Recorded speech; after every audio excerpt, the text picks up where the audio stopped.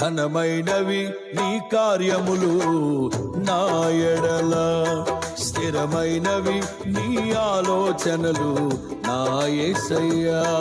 ఘనమైనవి నీ కార్యములు నా ఎడల, స్థిరమైనవి నీ ఆలోచనలు నా యేసయ్యా. కృపలను పొందుచు కృతజ్ఞత కలిగి స్తుతులర్పించెదను అన్ని వేళలా. కృపలను పొందుచు కృతజ్ఞత కలిగి స్తుతులర్పించెదను అన్ని వేళలా. అనుదినము నీ అనుగ్రహమే, ఆయుష్కాలము నీ వరమే.